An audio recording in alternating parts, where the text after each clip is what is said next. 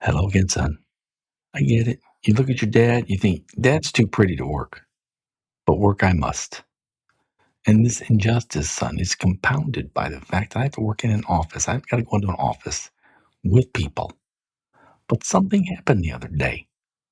Took me by surprise. It was a good surprise, warmed my heart. This young man and young woman in their 20s were talking about F1. They clearly knew F1. Young lady, at least knew who Carlos Sainz was. No big surprise. But they kind of knew, if not the races, they knew some of the drama, some of the soap opera elements, some of the Drive to Survive type stuff. But hey, that's a big shift from when we were watching it on NBC Sports and nobody else knew about this. So I thought that was a nice little fun surprise. All right, son, you ready to go? I'm ready to go.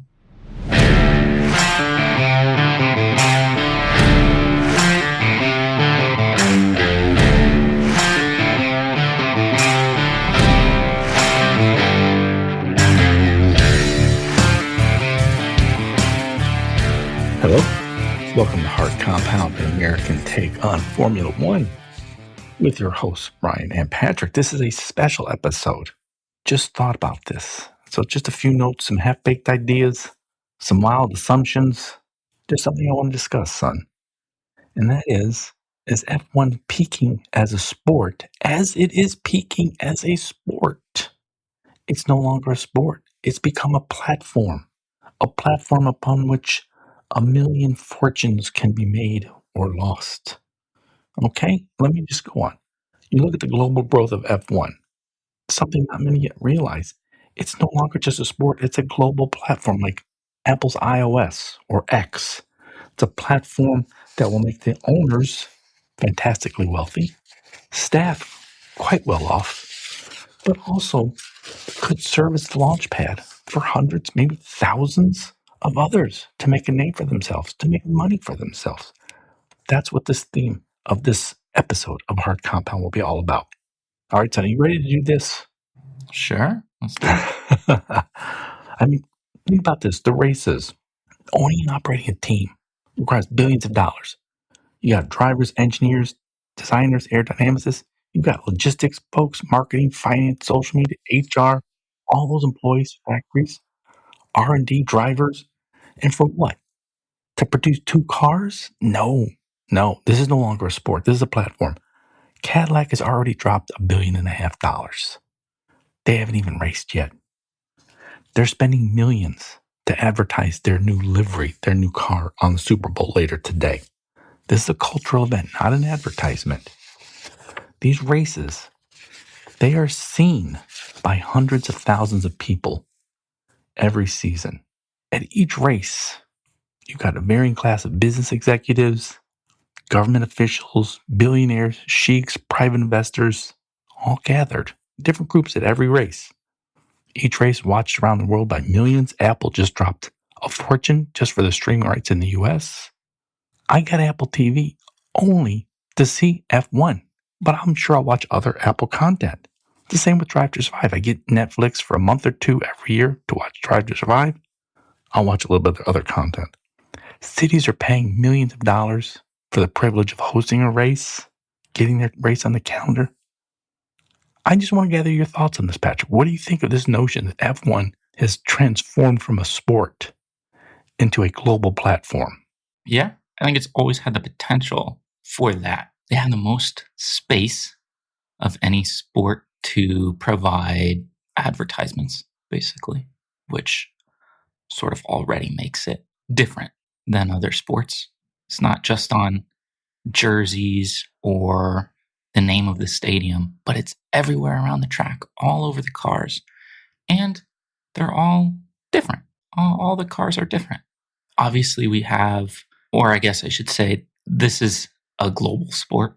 It's shown all around the world. It's enjoyed by people all around the world, and it travels all around the world, which is, again, different from pretty much any other sport. Maybe soccer, but soccer isn't really traveling. They're very regional, right? And they sort of stay there. People around the world watch soccer, but not necessarily watch the same sort of, Premier League or Spanish league or whatever, right? They'll watch their own country's soccer league. So this is very, I think, a unique sport, and they're in a unique position to kind of become what you're saying, a platform for sort of global entertainment and provide a place for advertisers or fans to kind of experience this entity that is F1. Yeah, I mean, you think of the experience ecosystem. There's the race that's on track. We're watching it on television. There's pre-race coverage, there's race coverage, there's post-race coverage. There's discussions on social media, on TikTok, X, Reddit. There's Sims. We can be part of the Sims, get an F1 game. There's Las Vegas. We've got a growing presence in Las Vegas. Museum, Sims. Maybe there'll be meet and greets. Races around the world where there can be travel experiences. The entertainment and experience platform of just F1 is massive. And I'm almost wondering, if there was just an F1 movie, but can F1 make a Hollywood? Rather than Hollywood make an F1 movie, can F1 make a Hollywood, which is essentially bring together this amazing talent, some producer money, a studio, get all the right professionals, boom, make some new entertainment project, and then let others feed off of that. Well, what they should do is probably follow the Disney model, right? And create F1 World. Oh, yeah. Same to Disney World, right? And, Disney World, never been, don't really care to go. But I hear people enjoy it. There's also whatever the hell it's called, Epcot or something. Yeah. Which Harry is like Potter a global World, yeah. experience, right? And F1 World, Right. well, they go all over the world. They must have a global experience, right? That's brilliant.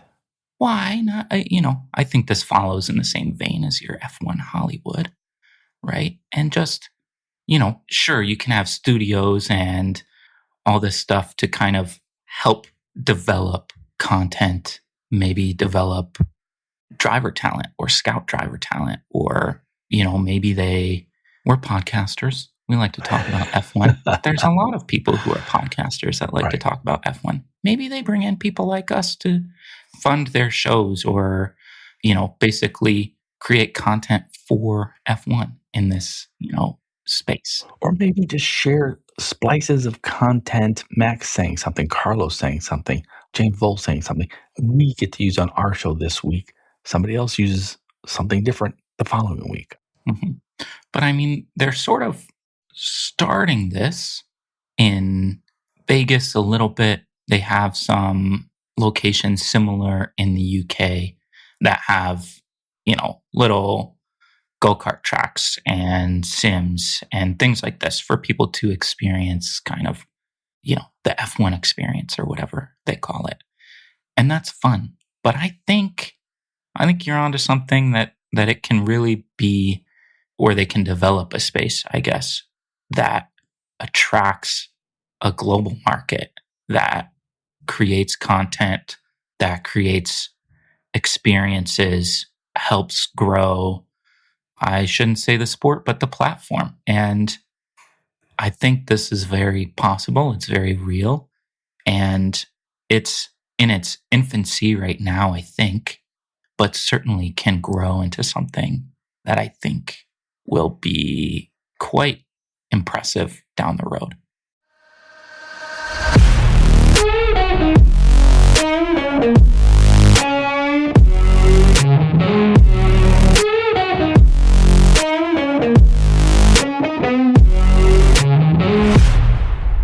You touched on this briefly a moment ago. F1 is a platform for advertisement. I mean, look at the cars. In just 2021, I believe it was, Williams had 6 race suit sponsors. Now they have 21 race suit sponsors. Their livery, if you just saw it, sharp blue livery, filled with sponsors. The driver and a car are already many platforms for advertising. The race, there are the global sponsors. There are the on-track regional sponsors. You have the TV sponsorship and advertising. I mean, you wonder what else is there maybe when they show how much heat is on the tires or power in the battery. Can, there'd be like pop-up advertisements. I don't know. And then of course there's the branding that the drivers themselves can do. Lewis is already, he's promoting his non-alcoholic brand. Ricardo's everyone's pal. He should be able to start promoting a lot of things.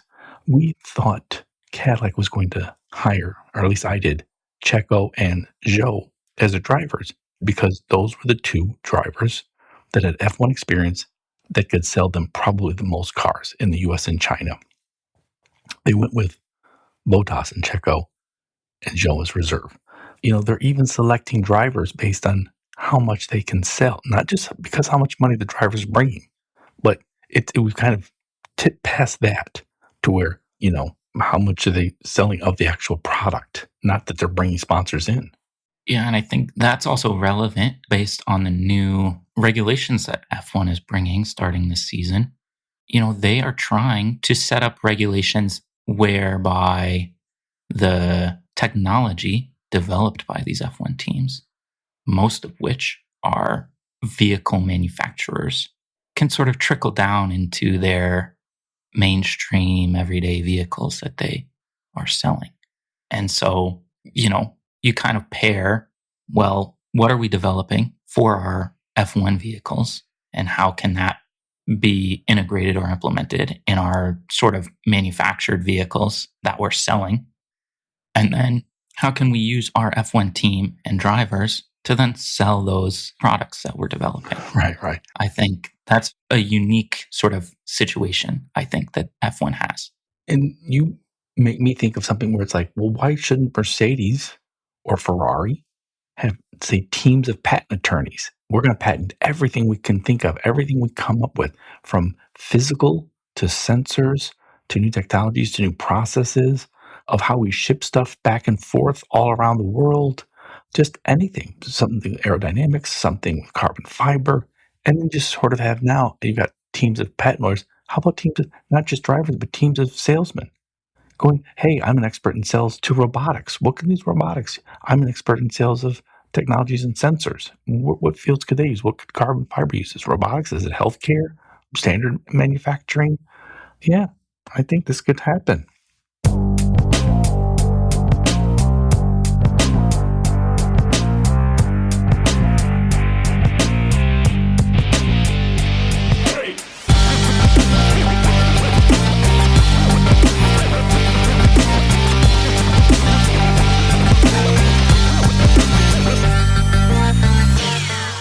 Speaking of which, F1 is a platform for technology.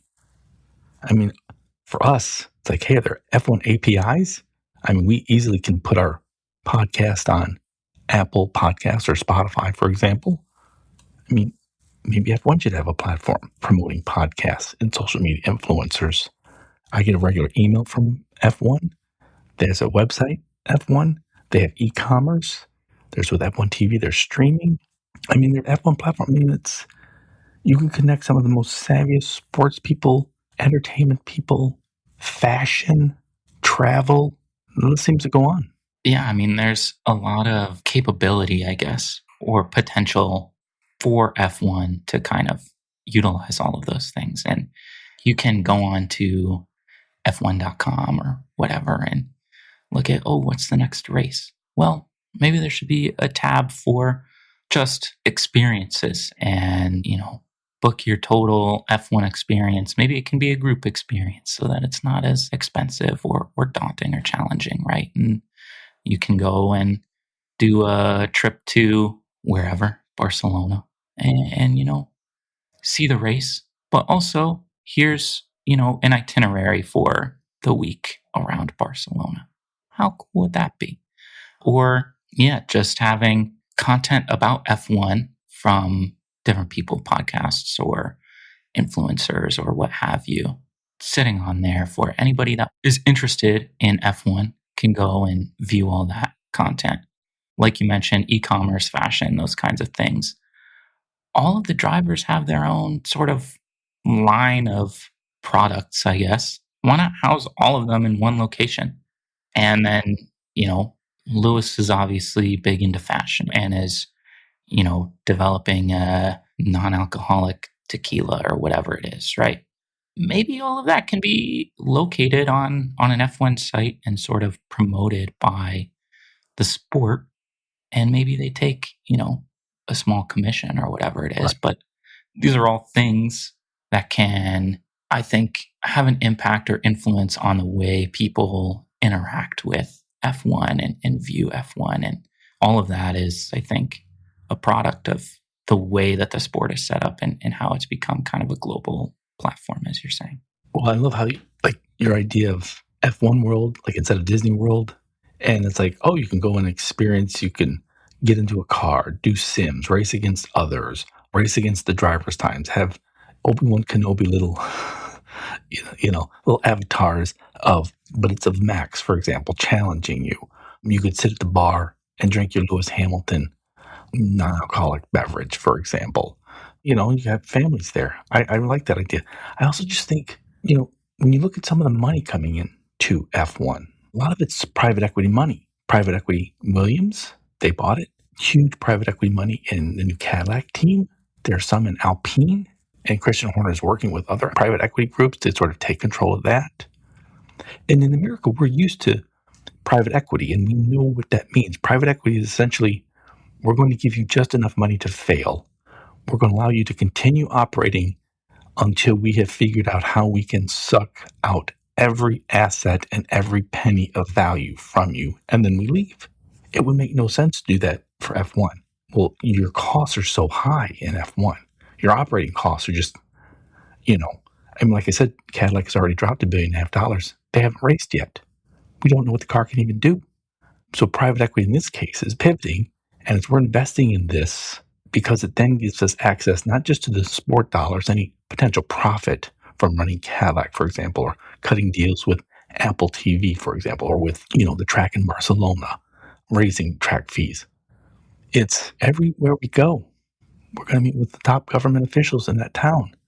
There's going to be sheiks and billionaires. There's going to be rich people. There's going to be hustlers, people with great ideas, young people who are going to hey man, what do you need from me? I will do it because I want to make something. I don't know. There just seems to be new ways of coming up with money that I think is not being looked at closely enough. There's a reason why private equity is spending a fortune for Cadillac. I don't think it was just to make the meager amount of profit a Cadillac racing team will in F1. That has nothing to do with it. So I just think there's all these other ways of looking at this. And I just think also that it's, like you said, soccer is certainly more popular, but I might watch my soccer team here locally than maybe somebody else. But here it's, I follow F1, and this week they're in Madrid, and this week they're in Monza, and this week they're in Miami, and now they're in here. And it's always this whole different environment with different people, different groups of money. Yeah, I mean, it is, like you say, a traveling circus, right? And it goes everywhere, and it is inherently sort of different from other sports, and it does provide an opportunity to meet with, realistically, powerful, influential, and important people for a lot of these teams, owners, investors, things like that. And we even, very briefly was touched on in F1 the movie, right? I mean, this guy is an investor in the team and is trying basically to make it lose so that they can sell it so that he makes more money. Right. And, this is sort of how F1 works and functions. And it's not necessarily whether or not the team does well. It's how these investment groups, private equity, whatever it is, can ultimately make the most from it. Right. And so whether that is having a direct line of communication to government officials or, billionaires across the world or whatever it is, there's a way that owners, investors of these teams can basically profit even if they're not doing well on track. Right. And I think, that's a good point. The sort of the hidden ending of F1 the movie isn't that Sonny Hayes wins a race. It's that the old school F1 hustler is able to hang on to his team. The voracious private equity, the mean guys aren't going to take hold of the team. And I love the old school F1 guys. I always loved Helmut. He was an asshole, but I'm like, he's our connection. Like you mentioned in a previous episode, he's our connection. But I think those days are gone. It's corporate, it's private equity, it's just big money, and the big money is not looking at simply extracting value, because the value of F1, there really isn't much value if you look at it as a sort of a finite resource, of like, oh, well, I'll now own the Alpine team. Yay. What does that mean? Well, I've got massive, massive costs. Even if we sell our wind tunnel, even if we buy our engines from Mercedes, I've got massive costs. How much money am I realistically going to make off of this deal? 5%, 10%? Far below what private equity would want to. So instead, they're looking at how can I use this as a platform of cutting deals with government, cutting deals with Disney or entertainment giants, of new sponsorship, of leveraging some of the assets here. Now I'll get a MotoGP team. Oh, now I know these guys, how sports works. Maybe I'll get a sliver of a Major League Baseball team, for example. They're sort of using it as a launch pad.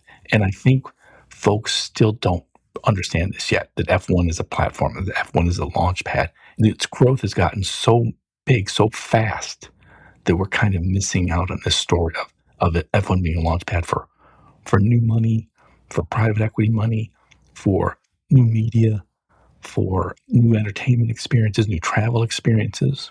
Yeah, and I mean, look, they better get in on it now, because 1/11th of F1 World is gonna be a lot. Okay, so I'm just telling you. That's funny.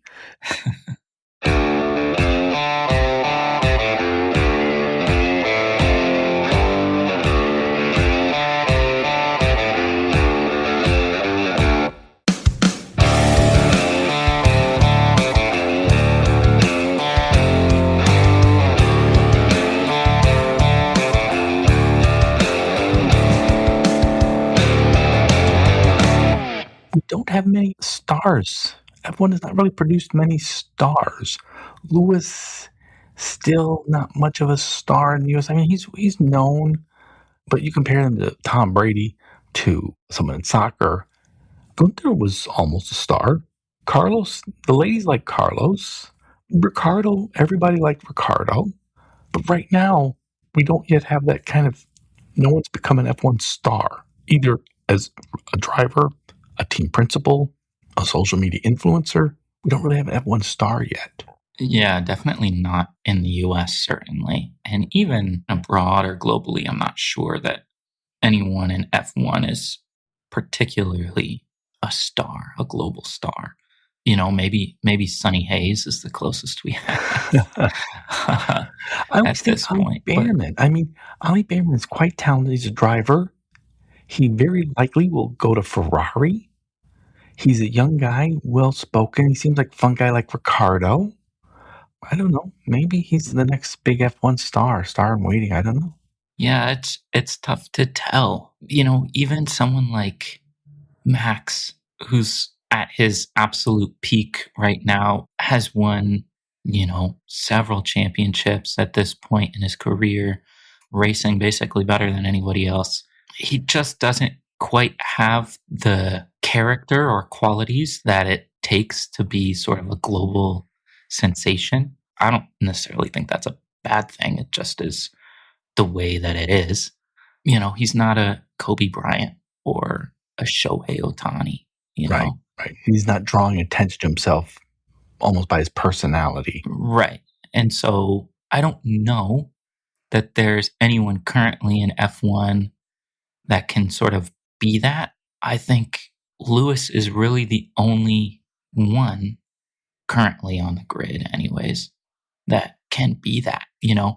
To me, it takes both success in whatever you're doing and to be a little bit of a diva.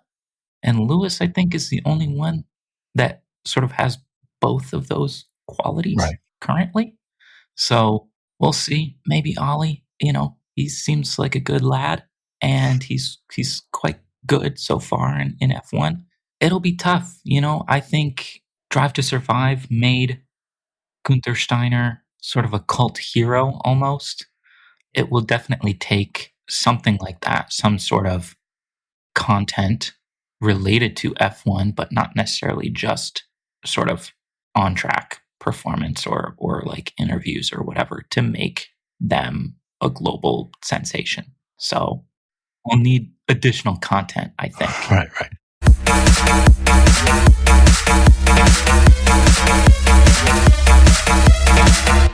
But I wonder if Max does not have that personality. You're not drawn to him, and he doesn't want that. But I still wonder if he could become, let's say, the first $1 billion F1 man while a driver. I mean, let's say he continues to drive this well, and it's 4 or 5 years from now. The money is even radically bigger. I mean, he's been with Red Bull, but think of instead somebody is like, hey, I want to get into F1 to sell my product and have it help sell these other products, which helps sell these other products. And, maybe the value of my company right now is 5 billion, 6 billion, 10 billion. You get Max as your driver of your new team, and he's wearing your team colors, and he promises to promote your team product, and suddenly your $10 billion company now is worth 15 billion, and he gets 20% of that. So he's a billionaire now. I mean, I can see this happening. Yeah, that would not surprise me for something like that to happen.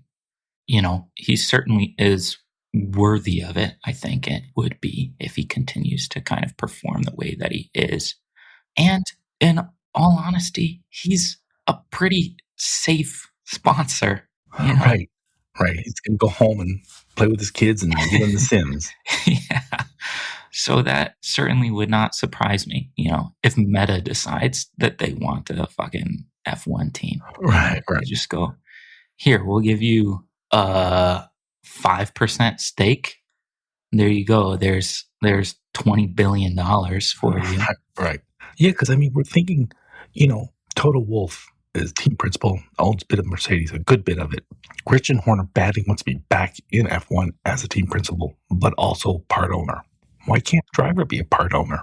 Yeah, it would definitely be interesting. I think there are other people around F1, though, that could become kind of globally famous and associated with the sport, whether those are broadcasters, potentially. We see that in the US sometimes where broadcasters become like these, famous sort of sensations, or whether it's a driver's significant other or something like that. Maybe they're kind of a popular person.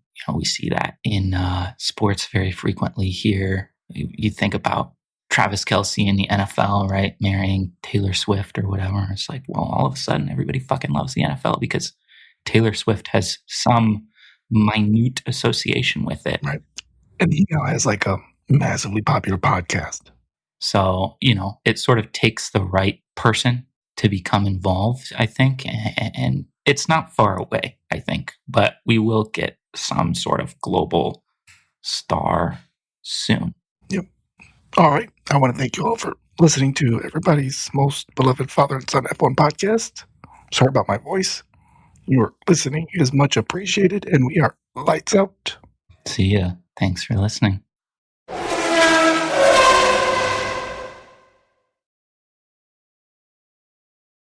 You just finished listening to Hard Compound, recorded in Ann Arbor, Michigan, and around the world.